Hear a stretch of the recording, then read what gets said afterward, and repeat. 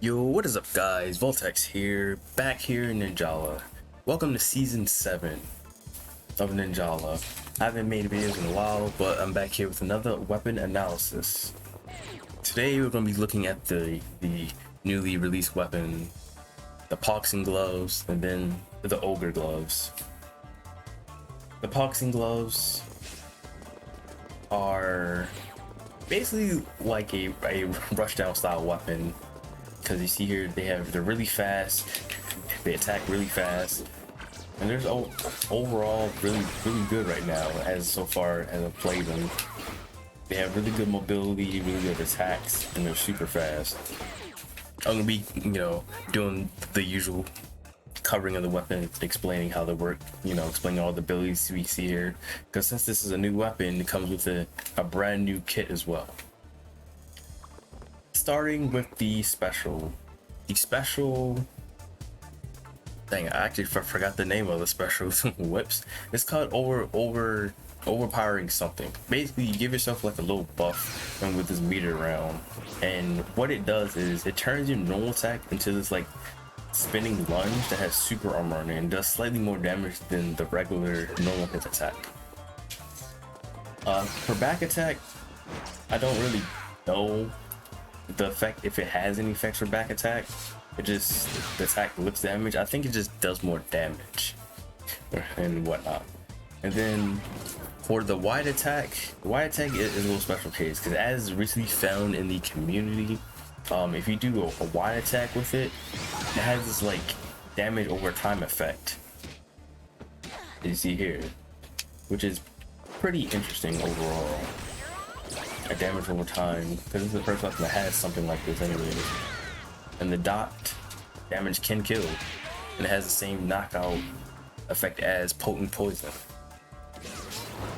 And then also during the special 2, it increases your healing recovery rate, so you'll heal faster, and that's actually really good, because it pairs well with morphing, the morph healing as well. So yeah, that pretty much covers their special. Pretty straightforward. It just basically just give yourself a little boost when you're attacking and whatnot. Whatever. Next, this weapon comes with a brand new gumshoe called the Gum Boomerang. I'm pretty sure if it's not called exactly that, then it's just the Gum Boomerang. What it is, when you shoot it out, it's a boomerang that flies out and then flies back. As you see, it has a pretty long range to it as well. So this gumshoe is pretty good, as it does shoot it out and then come back and bind. So it does 50% gum damage per hit, for each hit, which is really good. And then the cooldown of it is pretty low as well.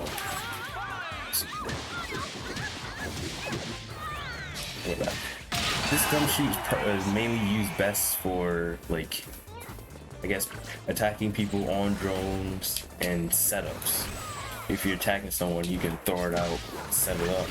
Depending on how you move, it can come back and hit them. It can be even used defensively as well if it comes back and hit them, but that might be a little tricky to do of the timing and everything.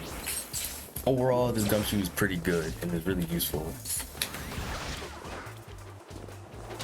And then next we have, and the new kit is the new ninjutsu called Blast Barrier. But Blast Barrier is pretty good because when you activate it, it puts a shield around you. This shield makes you immune to gum shoots, like all forms of gum damage, period. Even if you get like weapon broken or something, this shield can apply to all your teammates. The shield has an attack. We hit X again, it says shockwave. You can attack with it. And then lastly, the shield can super armor with weak hits. So if I turn the computer to attack and then normal attack, it can super armor. Whoops, I didn't mean to do that. Yeah, it can super armor against weak hits only though. Because the katana starts. Oh lord. If the katana starts an attack, whatever, or any weapon with weak hits like this, it can super armor against it, and it decreases how much damage you take as well. But it can only super armor against weak hit.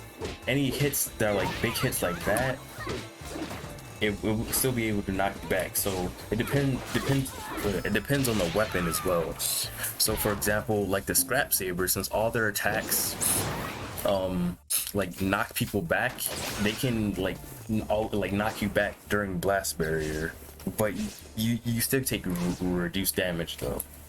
Blast barrier is, in my opinion so far, I think it's pretty balanced, and it's also really good. Like when people start getting good at using blast barrier, this ninjutsu can become really powerful in my opinion. And then next about the weapons, I'm gonna be talking about their attacks. Their attacks are pretty straightforward. Their attacks are really fast to come out and whatnot. So normal attack is this claw lunge. It's like slicing lunge, whatnot. Pretty good. Has a 4-hit combo as well. You know, pretty standard, straightforward. That's quite a bit of damage too. Keep in mind, I do have the big weapons on, whatnot. Back attack. It has a teleport back attack. Interesting back attack. It hardly doesn't do that much damage off this one hit, I guess, unless if it was powered up like that. Yeah, it does way more damage. But their back attack has a two-hit combo to it, like this. The second back attack has super armor on it from when you teleport, and it puts the opponent into a spin stun, so you can have a lot of time to do pretty much anything after it or whatnot. So that's pretty good. And you can also, I guess, infinite people since it's like that as well, if they don't have enough S energy to burst. But it's really not even that necessary to keep them in infinite. You could just go for a gumshoe conversion or whatnot. And then the wide attack. The wide attack is chargeable, and you do the spin, it does a lot of damage. Like the biggest thing I like about wide attack, that it's chargeable, because you can like bait people or mix up timing instead of just like other weapons. When you hit the wide attack, it comes out at a certain time. And then the fact that when you charge, it has more speed and range. So the wide attack is good for, like, I guess, third-party people doing a lot of damage, and drone stealing as well from people. And then in normal attack, wide attack variants, there's one. There's one, the one hitting in the spin. The two does a little twirl, kind of like the drills. And then the third one, there's two like spin hits. So those are pretty good and pretty solid damage. Overall, the weapon attacks are pretty solid. And then the last thing, since this weapon is new, this weapon has something no other weapon has. It has different variants of break attack. The first break attack is one if you do just hit the break attack button, which is normal break attack, which is that, or claw swipe. Everybody knows that. The back attack, break attack, it does do a little flip and hit the opponent overhead, and does more damage than the normal break attack, and also it applies gum damage. For some reason it applies gum damage. I have no idea why. And then the last break attack, which is the wide break attack, if you hold down, hit the break attack. This one, it has a special property where if you get a weapon break or a gum guard break, it will automatically do this command grab called the Azuna drop. And what it spawn. The Azuna drop, you go up and come down, and it instantly kills the opponent. So that's really strong. So if anybody like guesses wrong and S bursts and you do this, this is a guaranteed KO if you get the bind. Because other than that, like, that's the only way you can do that, if you get a weapon break or a gum guard break.